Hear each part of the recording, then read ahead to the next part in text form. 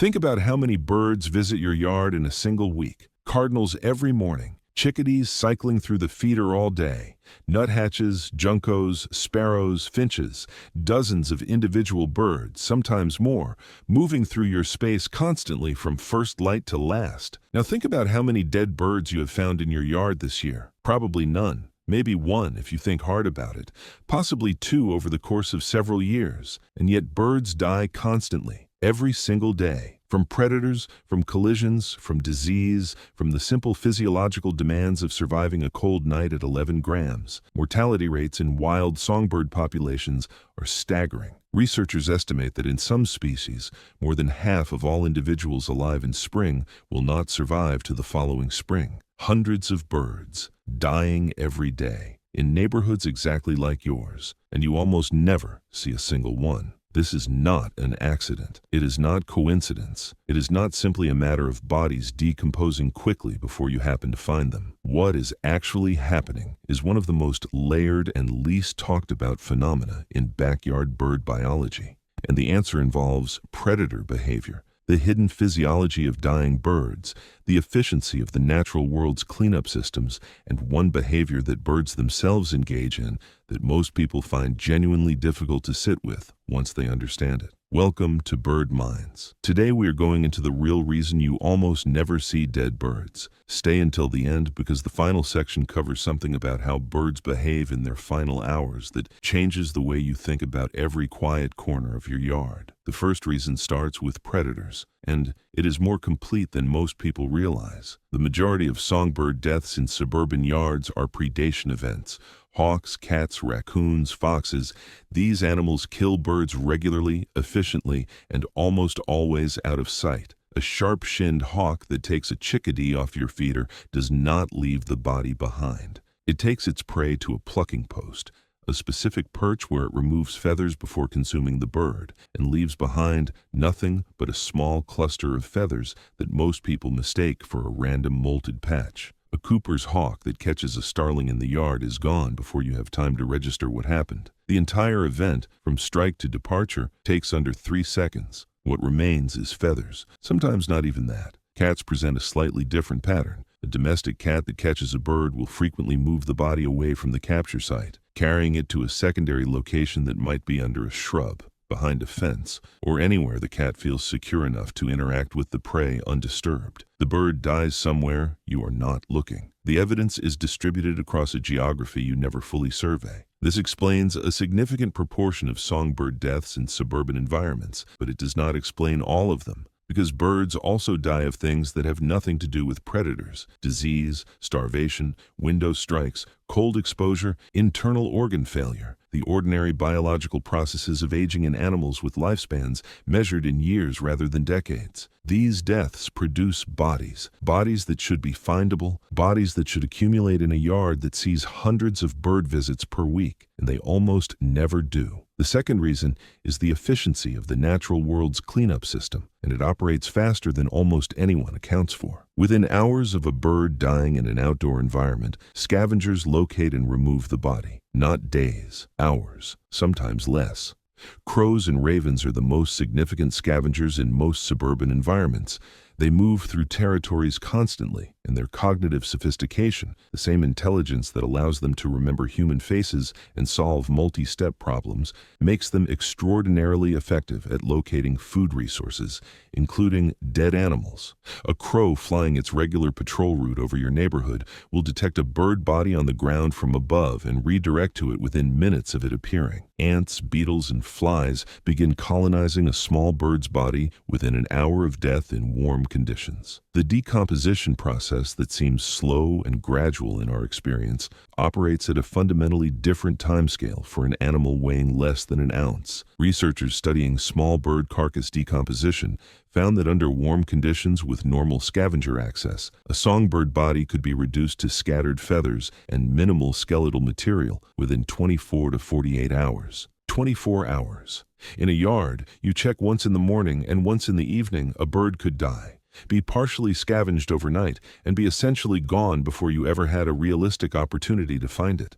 The absence of bodies is not absence of death. It is the natural world operating at its actual pace, which is considerably faster than human observation typically captures. But here is the layer that most people never consider, and it is the one that explains the remaining gap between how many birds must be dying and how few bodies ever appear. Birds hide when they are dying, not accidentally, not simply because they are weak and unable to move far, deliberately, as a behavioral response that is deeply embedded in the biology of prey animals. A sick or injured bird is a compromised bird. Its flight speed is reduced, its reaction time is slower, its ability to detect and escape predators is diminished. In the natural world, a visibly sick animal is a targeted animal. Predators that specialize in taking vulnerable prey, and most predators do, are continuously scanning for behavioral signals that indicate weakness, slow movement, abnormal posture, failure to respond normally to approach. A bird that is beginning to fail physiologically responds to this pressure by withdrawing. It moves away from exposed areas,